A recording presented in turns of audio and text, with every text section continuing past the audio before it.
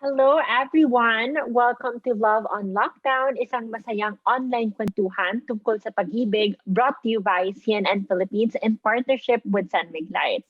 I am Rica Salomon, a TikTok content creator, and joining me tonight are some of my closest friends. Hi everyone, I'm Landamme Vivas, a model and a content creator. Hi guys, I'm Jae Miranda, a content creator, and people dub me as your virtual boyfriend. And I'm Javier. I'm a graphic designer and I also make content on TikTok. And I'm super happy to be here with you guys in this very magaan na usapan about love. Alam nyo guys, countless things have changed since the pandemic began, but one thing hasn't. Everyone is still looking for love. We all want to be loved and to love, di ba? Sino ba naman ayaw mahalin? Kayo ba, kamusta ba ang love life nyo ngayon? Love life ko ngayon medyo walang nangyayari. So, pinofocus ko na lang yung love ko, syempre, sa mga mahal ko sa buhay, which is yung family ko and yung friends ko. Ito kayang si virtual boyfriend ng lahat. Kamusta kaya? Yun na nga tinatawag nila akong virtual boyfriend. Pero ito na nga, yung love life natin, wala. What's that? What's love life? Yun, so medyo tayo, kalmado lang ngayon and I'm really focusing on my career, ganyan, focusing on same with Landamme family and friends din. Yun, si Kai ba, balita ko nagka-relationship ka ngayong pandemic. Sana all?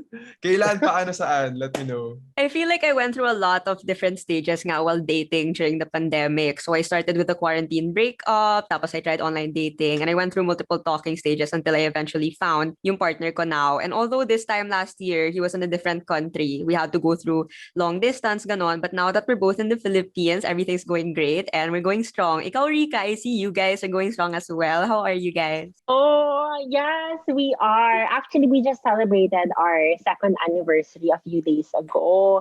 Wala, kami ni Paolo kasi we experienced both LDR during the first pandemic. First pandemic talaga. Like last year, tas ngayon para medyo live-in conditions na kami, ganon. But we're going strong. Marami kami mga pakulo in life, kaya masaya pa naman. Ako yung feeling ng mga may live-in, tas may anniversary. So, sana yung mga puso niyo okay pa, yung mga viewers natin ngayon watching. We'd love to hear from you guys, of course. I-type niyo lang yung mga love concerns niyo sa chat box and mamaya sasagutin natin yan. Jay and Landom naman, I am very curious nga about this eh. If you have that one sana all statement during this lockdown, what do you think it will be and why? Sana all si Kai na may jowa bigla, this pandemic. So, sana all. Siguro sana all nakapag-travel kasi nga, it's an LDR thing na we wanna get to be with our friends, with our close loved ones sa Manila. Kasi ako, I'm currently in the province. So sana all siguro we can really travel all right now and just enjoy. Sana all safe. Like sabi nga ni Jay kanina, yung mga ibang tao, alam mo yun, naka-separate yung mga tao sa isa't isa sa families and friends. So sana all safe kahit na magkakaliwalay tayo. Minsan, nakikita ko yung mga tao nag-update na para kumain ka na ba? Sana minsan may mga text lang sa akin na kumain ka na ba? Yung mga simpleng ganun. Na-realize ko lang, the pandemic really changed the world of dating and gave us a new appreciation for each other. Kayo ba, Rica and Kai, paano kayo nagde-date ngayon? So we had to go through a long distance relationship for a few months kasi nasa Hong Kong yung partner ko before and I was here in the Philippines. So now that he's back, medyo long distance pa rin kami kasi I'm in the south, outside of Metro Manila, and he's sa north pa na Metro Manila. So even with our busy work schedules, we still make sure to see each other at least once a week, eat with my parents, learn TikTok dances, watch movies, ganon. It's been really fun. It's been really fun. Oh no, alam nyo kami ni Pao kasi siguro last year, yung medyo LDR situation, hindi ko siya kinakausap. Sobrang babad talaga ako sa mga video games ko sa Netflix. Parang 6 months, 7 months kaming hindi nagkita because of the lockdown. Tapos parang I gained the courage to parang, sige na nga, let's meet up na kasi mag-anniversary na tayo. Ano na, di ba? But yun ngayon, yung parang live-in situation namin now kasi I think it's safer na we're just together na lang kasi na parang uuwi pa siya tapos we don't know kung saan siya ma-expose. So yung mga dates namin, it's just, I don't know, siguro rituals lang like watching Netflix shows together or making leche plan together, kung anong maisip lang namin, ganon. But yeah, the pandemic kasi, di ba, it's filled with doom and gloom. Some couples have weathered the storm quite well, while others are still trying to find their solid ground because at the end of the day, our situation, the way that things are now, it's so weird. Diba? The pandemic is so weird. You don't know how to go on a date. You don't know how to meet new people, diba? So parang we just make it interesting by finding new things that we can do together. But at the same time, para hindi rin kami magsawa sa isa't isa kasi live-in kami, we give each other space. I know, sana all may ka-leche plan, sana all may ka-Netflix, sana all may live-in. So I'm speaking on behalf of everyone here in this call, and yun na nga, sana all may jowa, di ba? But anyway, to spice things up a bit, let's play a game. So it's called an emoji game. So each of us will give words rather, or phrases or situations related to love, and then we'll show you how we react to them through these emojis. Sige, ako mag-start What's your thoughts on being friends with your ex? Grabe. Bakit nagalit na galit? Ba't ka galit lang? Kwento ba dyan? Gusto ko yung sobrang agad-agad. Hindi, kasi naman on my end, parang, ewan ko, parang mayroon na kayong history nung past mo. Parang I wouldn't want to see that person happy with someone else, you know. Parang, I don't want to live in that despair and that sadness. Kaya, kung wala na, wala na. Cut things off na. It depends naman, of course. It varies per person. Kayo? For me, it kind of depends naman if you ended on good terms. Syempre, if you ended on bad terms, it's up to you na whether you want to put yourself or risk yourself going through the same thing. Pero at the same time kasi, especially when you're in a relationship, kaya ako neutral. Even if you want to be friends with your ex before, you have to respect na your partner now, and you have to respect also yung partner of your ex dati kasi baka they're uncomfortable. My next question is, how about girls courting boys na they like? Ako nanligaw na ako dati, so happy face ako. Go for it, girls! Diba, Rica? Totoo yan. Go for it. Go for the gold. I wanna know how Jae feels kasi naka-happy siya. Actually, the guys, no, like, how do you feel na parang kunyari yung girl yung lumapit sa inyo? Well, sa akin kasi, parang na-realize ko, a friend of mine told me, parang medyo weird kasi parang yung girls, they don't have the chance to choose. Before, yung normal ways dati, parang they don't get the chance to choose kung sino yung gusto nila. Kung sino lang yung manligaw na guy, yun lang yung pwede. So, I feel like it's time na rin naman. It's 2021. It's time na yung girls pwede rin mag-pursue. Ako naman, no comment lang. Kasi parang it's really normal for anyone to ask anyone out. So I really don't mind who asks who. So it's just a matter of, you know, being courageous and being brave. Wow. Okay. Ito naman, related sa online dating. What do you guys think of ghosting? Pero tayo, di ba, masakit. Masakit mag-ghost. Kasi girls naman, explain why. It's painful na kasi parang akala nyo meron na kayong na-build na connection, tapos akala nyo may something there, tapos yung pala, ikaw lang pala nakakanam. But yeah, it's painful because sometimes, sometimes, kunyari, ginost ka nga, you just want closure, but you can't get the closure that you need because ginost ka nga. Yeah. So for the people watching, I think, I learned this siguro a long time ago yung ginost ako, na sometimes ghosting is already the closure. Kasi sometimes pag ginost ka, gusto mo hanapin para to explain, di ba? Bakit ganon?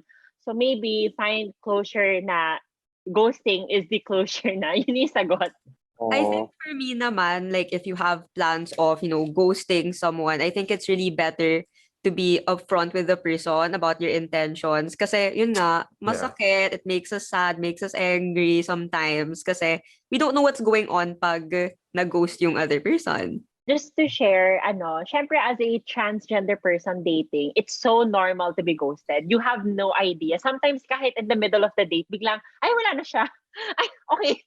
Wala na pala yung date ko, ganon, diba? So parang I've been stood up so many times, I've been ghosted so many times, masakit siya.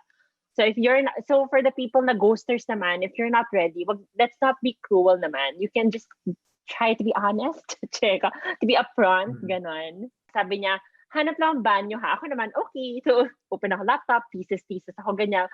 Wala na siya, inantay ko siya ha. Sabi ko, takil naman ang banyo niya. But akala ko sa movies lang yun. No, I thought also. Pero it happens and wala, ganun talaga. Ano yun, how many days kayo nag-uusap nun, Rica?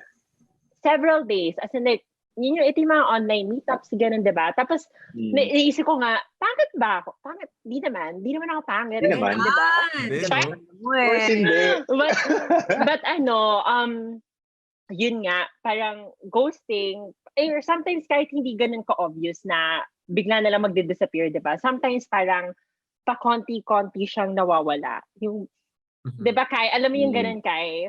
Yung hindi siya ghost na parang biglang nawala eh. It's like leaving breadcrumbs na lang. Mga one line sagot, ganon. Ano man Para medyo na-expect mo siya eh. Yes! Medyo na it's Napipil mo na, oh my God, malapit na siya mawala. Na ano siya, transparent na siya. Ganon. Ito naman, it's couples locked together in the same house. Sana all locked together in the same house. True. Couples locked together in the same house. Huh? Kahit ikaw yun. Okay, sino ba? Si Kai na lang kasi she's in a relationship. I want to know, if ever you and your partner become, live in, how do you think it would work out? We actually talk about this nga sometimes kasi we don't know how it's gonna go if ever. Pero we also wanna focus on how well it can go as well. Kasi sometimes like if you take that leap in your relationship, you don't know talaga what's gonna happen. You don't know if you're gonna fight more, ganon. Pero it's better to focus lang talaga on like what good can happen out of it, like the stuff you can do together and actually spending time together.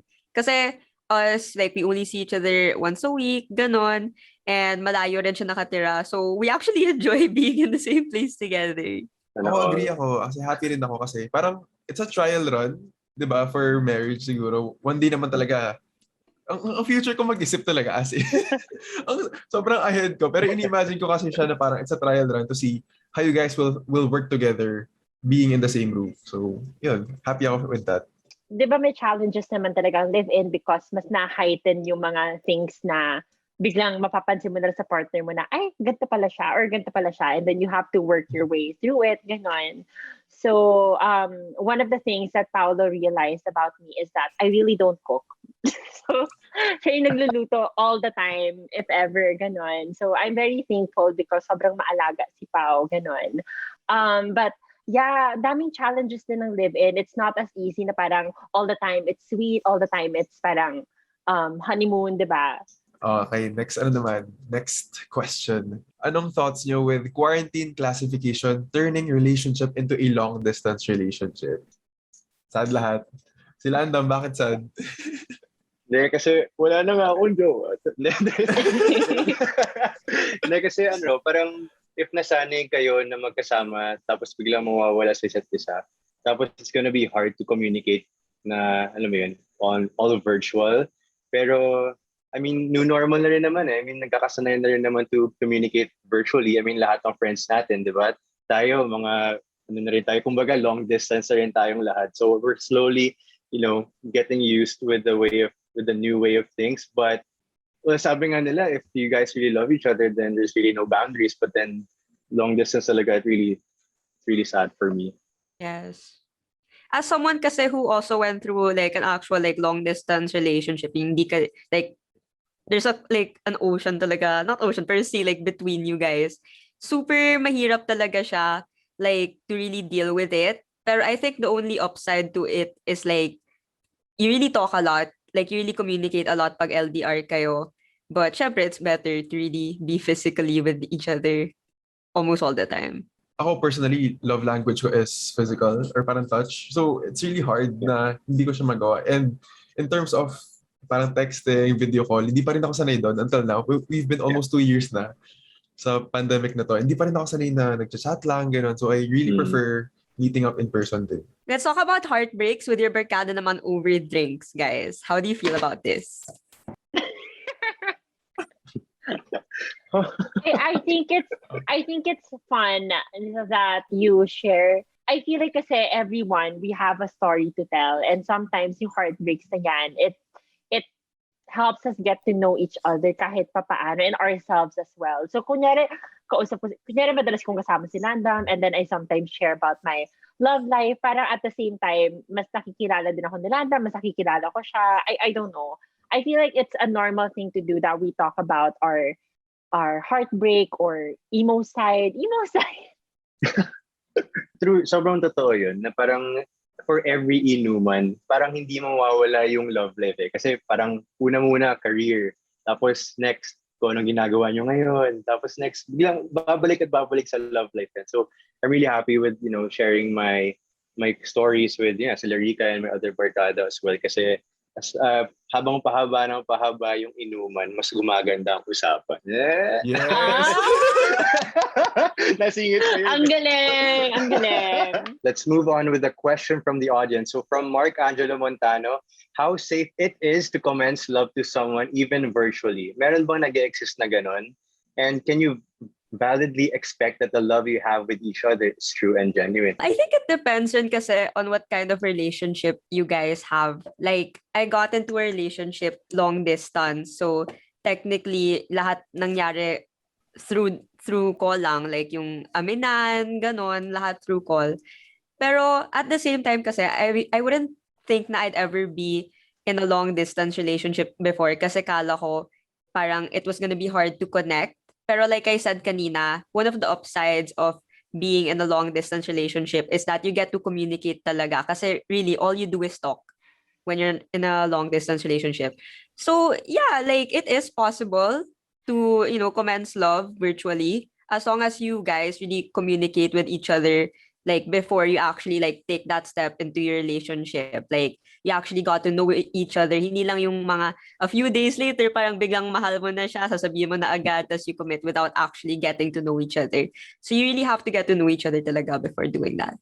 I want Can to I ask a add with question? Kai, as Sige, a go. person who got into a long distance relationship, as in nagligawan, nagkakilala, everything online, because ito yung mga ano ko pa, mga afam na joke.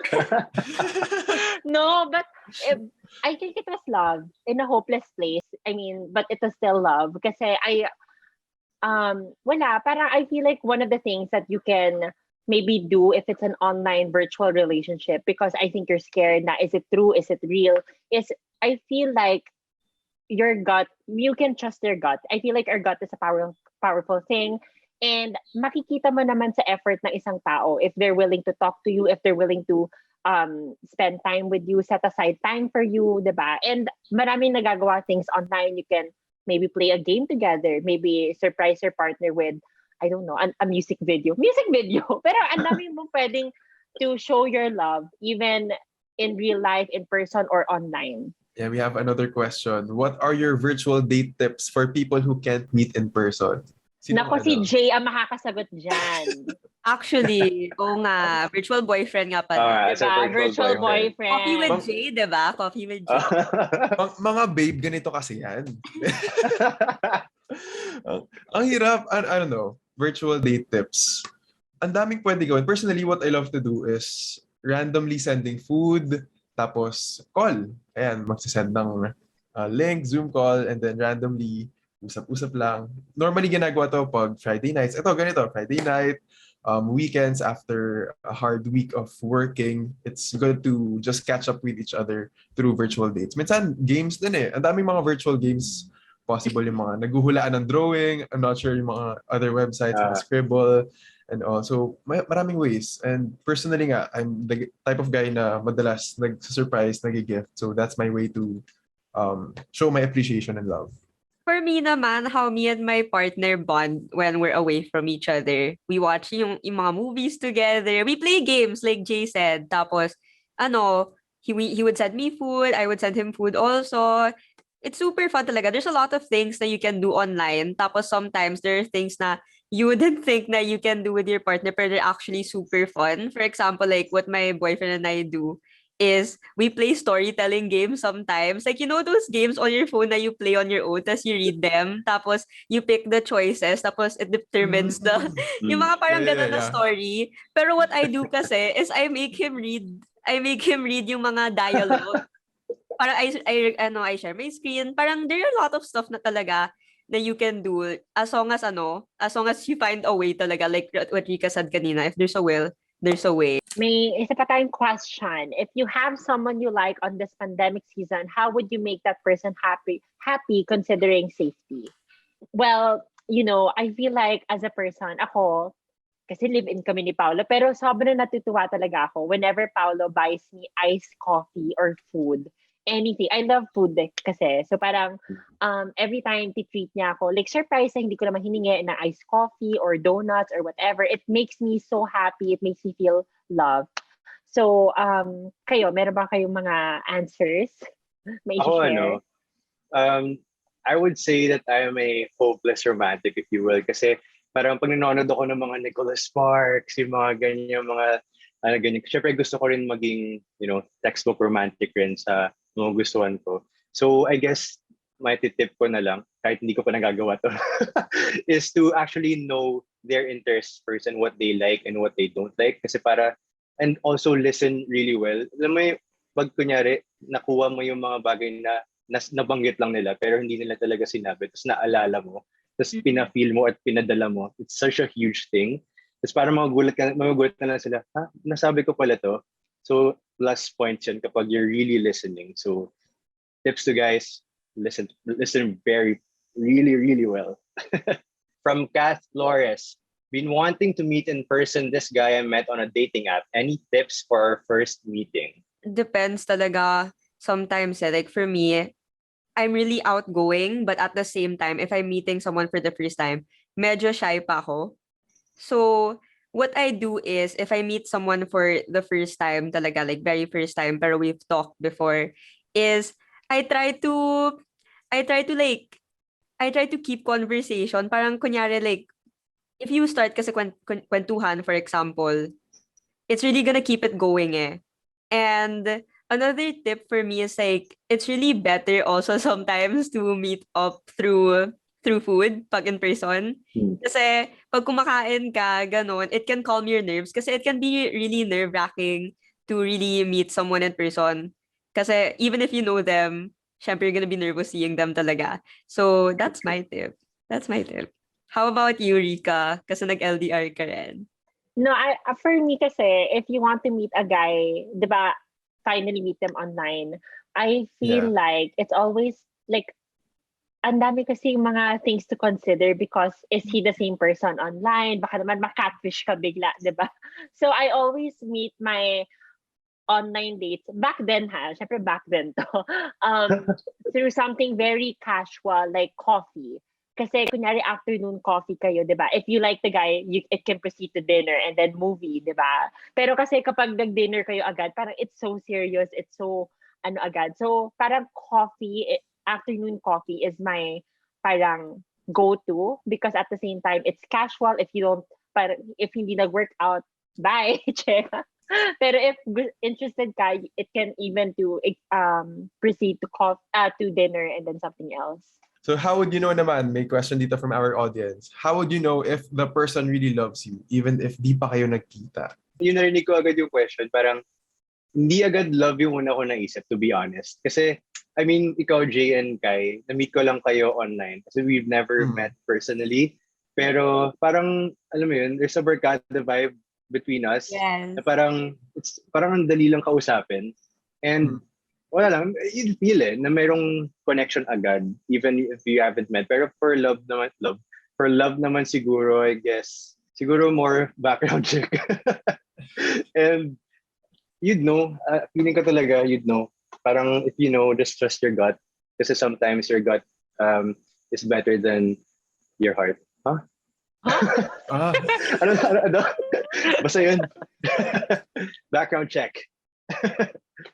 Kayo, girls. Sobrang important talaga ang background check na yan. I think lahat tayo ginagawa yun. Bago ko i-meet yung person, check ko na may Facebook pa siya, may Instagram pa siya.